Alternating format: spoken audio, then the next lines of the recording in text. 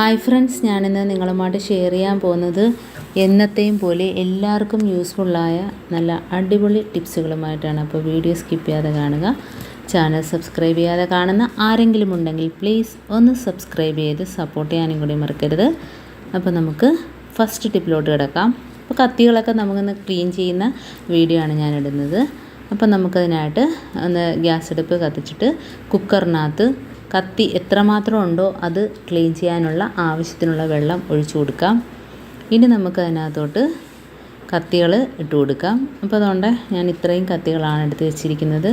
അത് നമുക്ക് പ്ലാസ്റ്റിക്കിൻ്റെ പിടിയുള്ള കത്തികളൊക്കെ കുക്കറിനകത്ത് ഇടാതിരിക്കുന്നതാണ് നല്ലത്. അല്ലാതെ നമ്മൾ തുരുമ്പിച്ച ഇതേപോലത്തെ കത്തികളൊക്കെ അതിനകത്തിട്ട് നമുക്ക് ഒരു വിസിലടിച്ച് എടുക്കാവുന്നതാണ്. അപ്പോൾ അതിനായിട്ട് ഞാൻ ടൂത്ത് പേസ്റ്റ് എടുക്കുകയാണ്. ഇപ്പോൾ ടൂത്ത് പേസ്റ്റിൻ്റെ കവറ് തീരാറാകുമ്പോൾ നമ്മൾ കളയുകയല്ലേ ചെയ്യുന്നത്. അപ്പം ഇതേപോലെ എടുത്തിട്ട് നമുക്ക് കത്തിയിൽ തേച്ച് കൊടുക്കാം. അപ്പം നമ്മൾ ഉപയോഗിച്ചിട്ട് മാറ്റിയിടുന്ന കത്തികളാണ് ഇതേ രീതിയിൽ തുരുമ്പിക്കുന്നത്. അപ്പോൾ അതിനകത്തെല്ലാം ഇതേപോലെ തേച്ച് കൊടുത്തതിന് ശേഷം നമുക്ക് ആ ഭാഗം മുറിച്ചിട്ട് കുക്കറിനകത്തോട്ട് അരിഞ്ഞിട്ട് കൊടുക്കാം. അപ്പോൾ അതിനകത്തുള്ള പേസ്റ്റ് എല്ലാം വെള്ളത്തിൽ ഇറങ്ങിയിട്ട് അത്രയും മാത്രം മതി. പേസ്റ്റ് ഒരുപാടുണ്ട്. അപ്പം നമുക്ക് അതിനകത്തോട്ട് കത്തികളും കൂടി ഇട്ട് കൊടുത്ത് ഒരൊറ്റ വിസിൽ കുറച്ച് വിനാഗിരിയും കൂടെ ഒഴിച്ചു കൊടുക്കാം. ഒരു 2-3 സ്പൂൺ വിനാഗിരിയും കൂടെ ഒഴിച്ചു കൊടുത്താൽ മതി.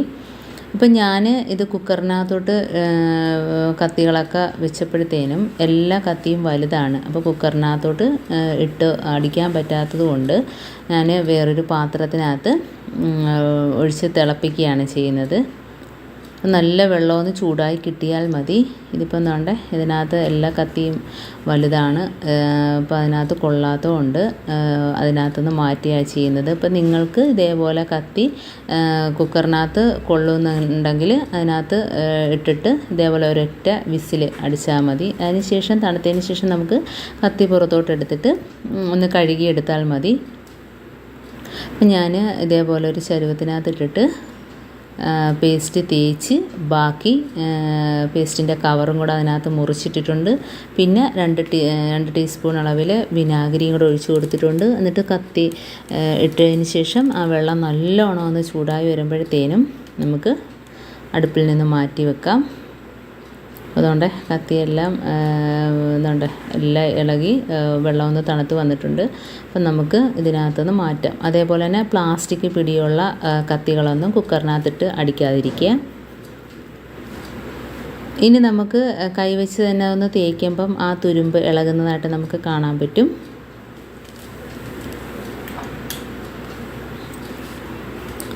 അപ്പോൾ സ്റ്റീലിൻ്റെ കത്തികളിൽ കറ മാറണമെങ്കിൽ ഇതേപോലെ ചെയ്താൽ മതി. ഉണ്ടോ? അപ്പോൾ തുരുമ്പ് പോകുന്നതായിട്ട് നമുക്ക് കാണാം.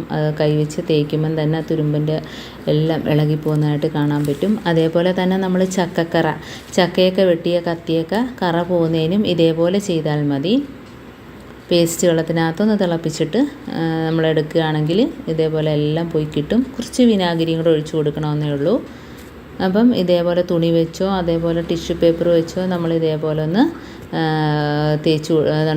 ഇതേപോലെ ഒന്ന് തേച്ച് കൊടുക്കുമ്പം തന്നെ അതിനകത്തുള്ള എല്ലാം പോയി കിട്ടും.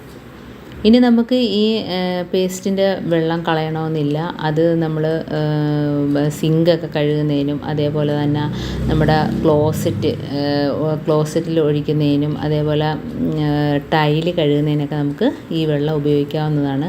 നല്ല രീതിയിൽ ക്ലീനായിട്ട് കിട്ടും. കാരണം പേസ്റ്റിൻ്റെ വെള്ളമല്ലേ.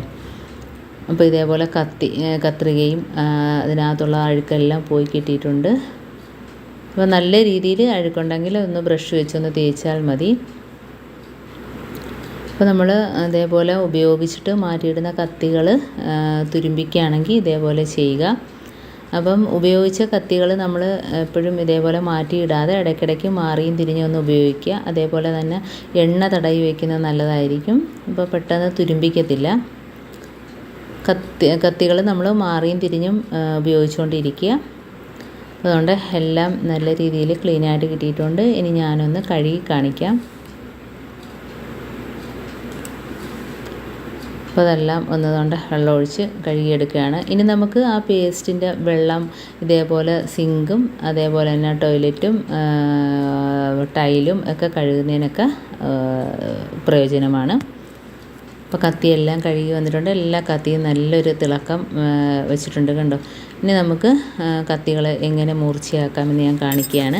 അപ്പോൾ അതിനായിട്ട് കുറച്ച് മണലാണ് ഞാൻ എടുത്തിരിക്കുന്നത്. എന്നിട്ട് നമ്മൾ ഇതേപോലെ ഇടികല്ലോ അതല്ലെങ്കിൽ ഇതേപോലത്തെ കല്ലൊക്കെ ഉണ്ടെങ്കിൽ അതിൻ്റെ പുറത്ത് വെച്ചിട്ട് തന്നെ നമുക്ക് കത്തി ഒന്ന് തുടച്ച് വൃത്തിയാക്കിയതിന് ശേഷം ഇതേപോലെ ഒന്ന് തേച്ച് കൊടുക്കാം. കാരണം ആ നനവോടെ തേച്ച് ഇതേപോലെ മൂർച്ചയാക്കരുത്.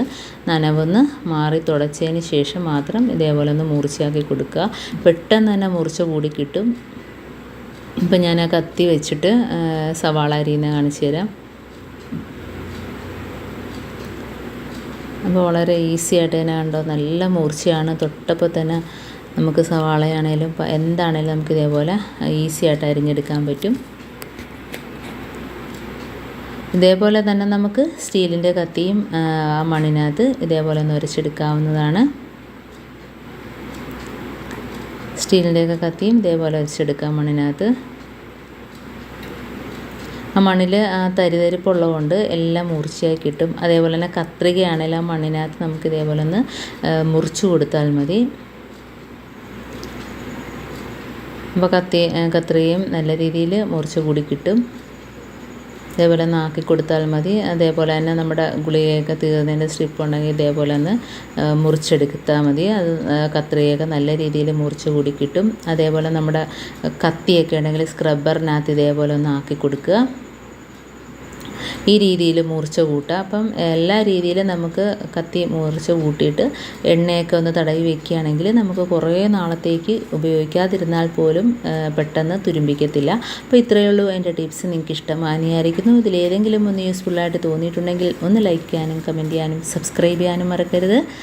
ബെല്ലൈക്കൻ എനേബിൾ ചെയ്യാനും മറക്കരുത്. എന്നാൽ മാത്രമേ ഞാനിടുന്ന ഓരോ വീഡിയോസും നിങ്ങളുടെ മുമ്പിൽ നോട്ടിഫിക്കേഷനായി എത്തുകയുള്ളൂ. അപ്പോൾ ഇനിയും നല്ല നല്ല ടിപ്സുകളുമായിട്ട് വീണ്ടും കാണാം. അതുവരേക്കും താങ്ക്സ് ഫോർ വാച്ചിങ്.